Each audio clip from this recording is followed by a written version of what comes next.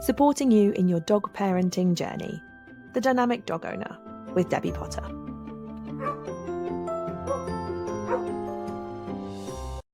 Hello and welcome to this week's episode of The Dynamic Dog Owner. I hope you are all well and having a wonderful week with your dogs.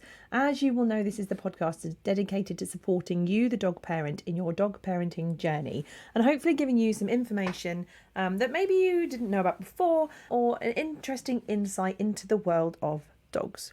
So today we are going to be looking at puppies, because some of you will have obviously lived through puppy days, some of you may be in the throes of puppiness, and some of you may be thinking about getting a puppy in the future, or another puppy. So we're going to look at that initial period from when you first get your puppy to when they have completed their vaccinations.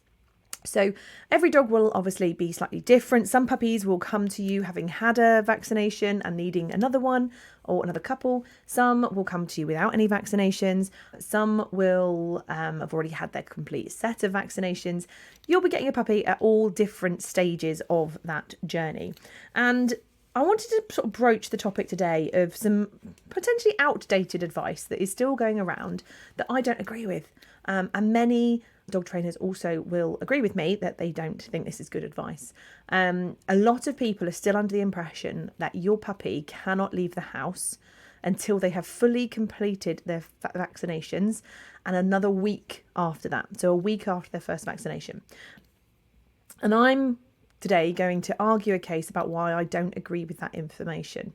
So obviously I'm a dog trainer. I live with dogs. I am around lots of puppies all the time. I have had 3 of my own puppies, and the first few weeks that you get them is pretty overwhelming. I get it.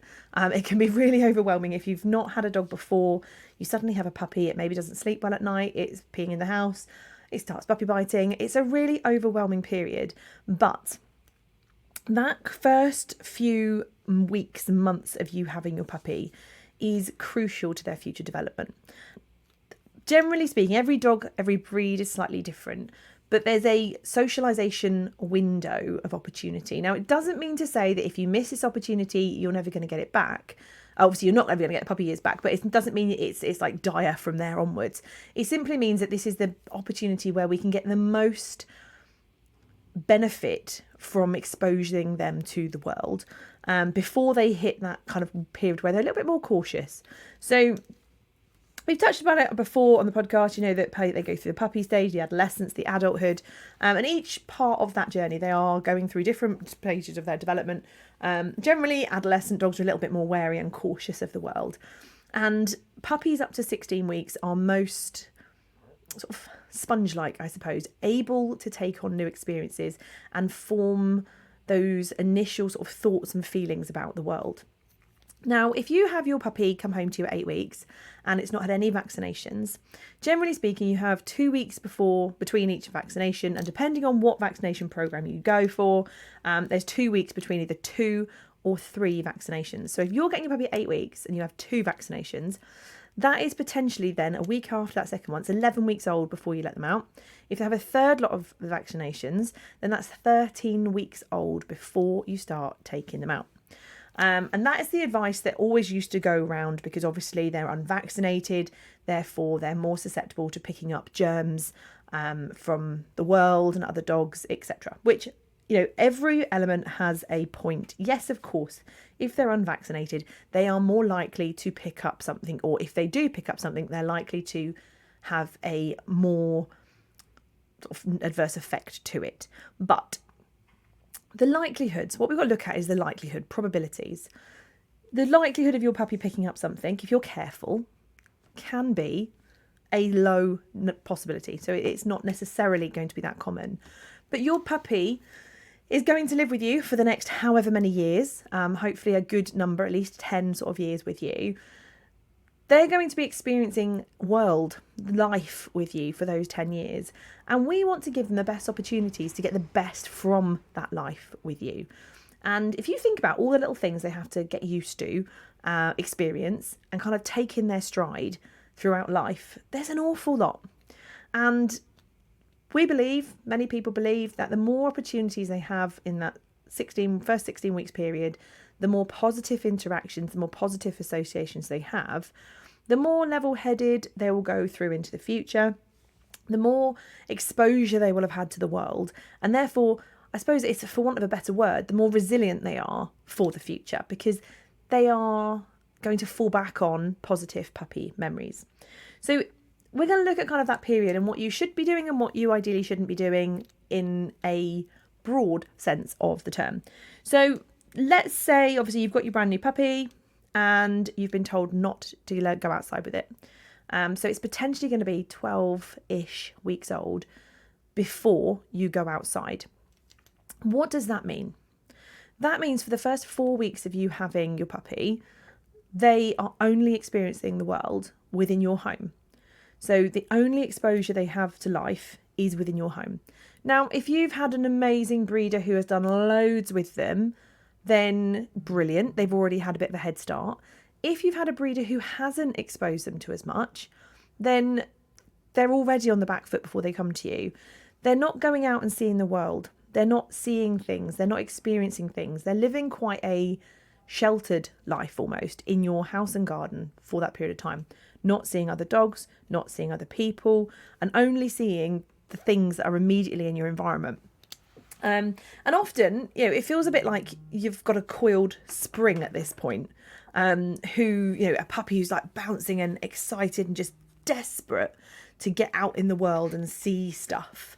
And they can become a little bit energetic, and it can feel a little bit claustrophobic for you as people, because you're like, oh, I can't go anywhere because of the puppy. Can't go anywhere because of the puppy. They're lacking those new experiences, those novel experiences that they can take forward in life. Now, this sort of underexposure, it's not the end of the world, but it does mean that they are less likely to be as familiar with the world around them.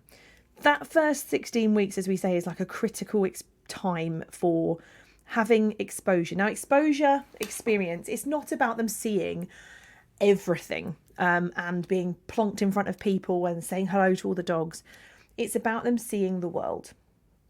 So in those 16 weeks, or those sort of first one from 8 weeks to 12 weeks, when you're in that period where you maybe aren't taking them out, if you do take them out, what's going to happen? They get to see so much more of the world from the safety of you. You're there to help them and protect them. So yes, of course, the recommendation is that puppies, from my understanding, I'm not a vet, okay, so this may be wrong, but it's my understanding that puppies are likely to pick up germs through the wee and poo of other animals, dogs that have been in the area, if they are unwell and it's something contagious. That's my understanding. But if that is correct, then we can take our puppy out and just not let them go into contact with the floor. So you can have a puppy sling, you can have a puppy like pram that you put them in, you can just carry them in your arms. And that way, we're minimising the risk of them coming into contact with any germs, but we're still making sure they're having exposure. So exposure is about them seeing things and having either a neutral emotion or a positive emotion, but equally we don't want to get too positive, so we're going to kind of put a slant on that. And things I mean are things like sounds. So different sounds. If you're taking your puppy out for a walk in your arms or in a sling and they're hearing cows mooing, they're hearing a church bell, they're hearing children playing in the park, they're hearing birds singing, traffic, loads of different sounds, they're going, oh cool, this is interesting, and they just become almost used to it, or go, oh, I heard a weird sound, but mum gave me a treat, therefore it can't be too bad. They're also going to be sort of having new smells, because obviously everywhere you go, there's new smells. They don't have to be directly on top of them sniffing like an adult dog would with their nose right directly in the bush. But they can just generally be smelling the world and smelling different things as you're walking around. So we're stimulating their senses. Hopefully it's a positive experience. When they get a little bit older, and if it's a safe environment, you can pop them on the floor. They can experience new surfaces. Again, you kind of risk assess where are we and what we're doing. They might sort of see strange things happen, go into cafes with you, see people from a distance, see dogs from a distance. all the time building up a bank of experience. Now, obviously, this isn't about saying hello to everybody and saying hello to every dog, because that is in a way where we have too much fun. Because who doesn't love a puppy, right? Everybody loves a puppy. Everybody wants to fuss a puppy. Everyone wants to come over with their dog and go, oh, you've got a cute puppy, isn't that sweet? And start interacting with you. If, obviously, when you're out and about, every person comes and says hello to your dog and every dog comes and says hello, we're potentially almost having too much fun, and it can create a opposite where they just want to go and say hello to all the people and the dogs. But it's about having positive experiences that you are in control of, that then builds them up for the future.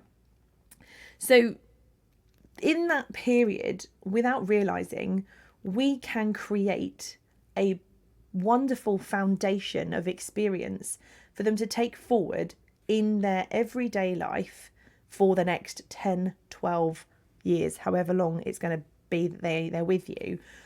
Obviously, we can do it wrong, So, for example, I take my puppies out. So from as soon as my puppies come home to me, I get their vaccinations done as quickly as possible so that they have full experience.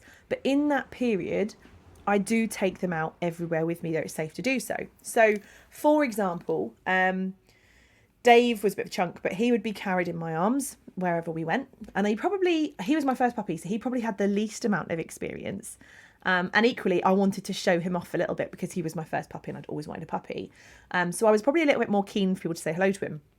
Now, Rem, I don't know how, Rem and Fred, I kind of timed it beautifully that we had a holiday booked when they were 11 weeks old. So both of those guys came on holiday within 3 days of them finishing their second vaccination. It was the best, absolutely the best, because we were somewhere new, we were doing more things, we were relaxed, and we could expose them to so much that I wouldn't normally have done. So they would be carried in a crate, in a carry sort of sling everywhere I went. So they'd be, anywhere I was, they went. So if I went to a cafe, if I went shopping, if I went to walk the dog,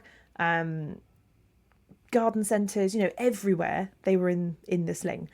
I make sure personally when my dogs are in a sling, I don't let other people come and fuss them unless there's somebody I really, really know and puppy's okay with it. Because we've got to remember is also, often it's something common that people will have a puppy and they'll just hand it to someone and say, here, hug my puppy. Obviously, if your puppy's a bit nervous and you get planted in front of somebody and told, held by a stranger, that can actually be quite a scary experience. Obviously, each puppy's different. Some puppies aren't as confident around people as others. And therefore, if they are, in a crate or in a carry pen or a buggy or whatever, and someone just puts their hand into them and fusses them, it can feel a little bit almost trapping, a little bit claustrophobic. So we can obviously create negatives, but if we manage it and if we manage other people's expectations and say, no, sorry, my puppy's asleep in my cradle, I suppose it's a cradle, isn't it? It feels like it. Then you can't come over and say hello because they're asleep right now. But they get to see so much, they get to experience so much. And it just means that they, rather than being sheltered, living quietly at home, almost under cloak and dagger, going, oh, we can't possibly expose them to anything. Is it going to mean your puppy doesn't live a happy, fulfilled life? No, of course not. Because we can't ever predict what our dog is going to be like in the future. We can never sort of see what their character is going to form, what experiences they're going to have. But we can aim to create the most appropriate experiences to try and give them a really good foundation of experience, but in a really safe, positive way that doesn't overload them. So obviously what I would suggest is quiet places. Go to quiet places and not too much is happening, where you can leave if you need to, where they can just gradually get used to this stuff. I say I've done it with my guys and I personally think it's the best approach. If you don't do it, what's going to happen? Well, for the first 4 weeks, your puppy is not going to see people and dogs. You then may find that they are desperate to see other people and dogs, and they almost have kind of bottled up their excitement. If, again, obviously I live in a multi-dog household, so it's a little bit easier, but those 4 weeks, if you've got one puppy, they haven't seen their own species for a full 4 weeks. So you bring them home, you separate them from their mum and their litter. They're then in your home, not going anywhere while you're waiting for that vaccination period to finish. They don't see another dog for 4 weeks. Then, naturally, when they do, they are so excited because, like, oh my goodness, it's another dog. Just like we would be. Imagine if you had, I don't know, been on a desert island and you hadn't seen a person, or after COVID, say, for example, where, you know, we'd all been kind of kept in our homes and with our own immediate family, we hadn't seen anyone else. Suddenly when you were allowed to open up, everyone was pleased to see each other. It's no different. That's what your puppy is going to feel like. And it can, in a roundabout way, starve them of them social skills and make them all even more desperate for social interactions with other dogs. Not to say it will, you know, it's always a if but maybe, because we don't know each individual character. You can never tell what they're fully going to be like in the future, but we can just make educated guesses and say what if situations. This could happen. This could happen. It could not happen. But again, think of it as you're creating the best baseline foundation for their future. So, for example, Rem, say he came on holiday. Well, he had separation anxiety, which is in a previous episode. So he came everywhere with me. Let's face it, from 8.5 weeks old, I had no choice. He had to come everywhere with me. And I swear that his sort of separation issues are what has made him the level-headed dog he is today. You may not say level-headed and Rem in the same sentence because he's a little bit of an anxious, just general persona, but he's anxious around odd things that you wouldn't expect. So I can take him for a walk with fireworks going off overhead and he doesn't give a monkeys. I can walk him down busy streets. I can walk him past people. He's not interested in people in the slightest. He'll walk past livestock. He'll walk past weird things. He's not bothered by odd things because he had to go and be exposed from, say, 8 weeks and 2 days. He had to be exposed to everything because he had to come out with me. But that means he saw bikes, he saw kids, he saw people, he went shoe shopping, he went to a theme park, he went on holiday with us, he walked past sheep and saw sheep from day one. He'll now walk past them no problem.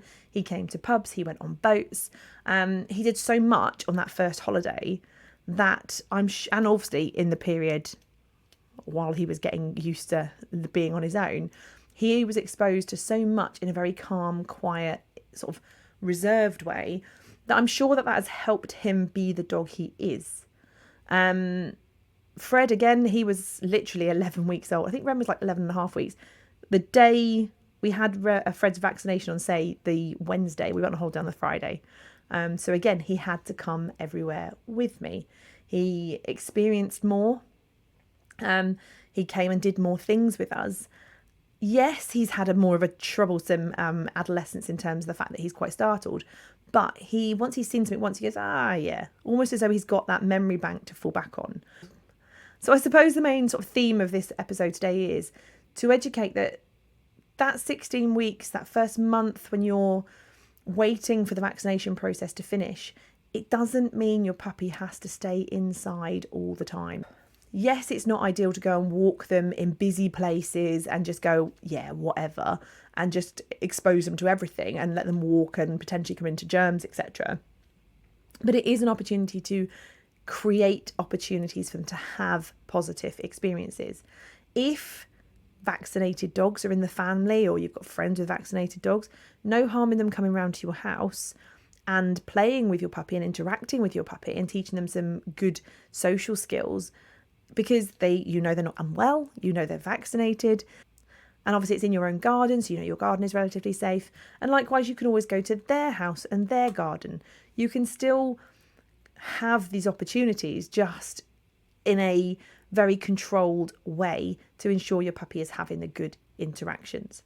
Obviously, everybody will have a different stance on this. Everybody will look at it from a different lens.